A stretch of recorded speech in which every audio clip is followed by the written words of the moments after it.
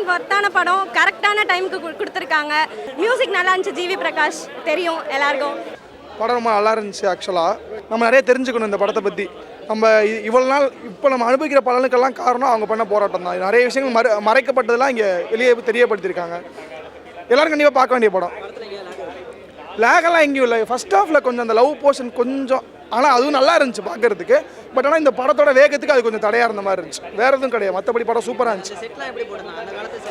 அது உண்மை மாதிரியே இருந்துச்சு. அப்படியே நம்ம அந்த காலத்தில் நம்மளை கூட்டு போயிருச்சு. எதுவுமே அதில் சேஞ்சஸ்லாம் கிடையாது. படம் நல்லா இருந்துச்சு. Thank you bro. படம் சூப்பராக இருந்துச்சு ப்ரோ. SK acting பிரிச்சிட்டாரு.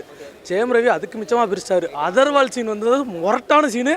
அவ்வளோ சூப்பராக இருந்துச்சு. தமிழ் வாழ்க சூப்பராக இருக்குது ப்ரோ படம். நான் மிகவும் படம் அருமையாக இருக்கேனே. எல்லா தமிழர்களும் கண்டிப்பாக வந்து நீங்கள் பார்க்கணும்.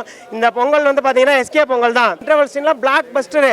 எண்டு சீனில் ஒரு கையை தூக்குற சீன்லாம் நம்மளை அறியாமலே சீட்லேருந்து எடுத்து சில்லறை செதற விட்டாச்சு ப்ரோ. அப்படியே மெர்சல் ஆகிட்டேன்.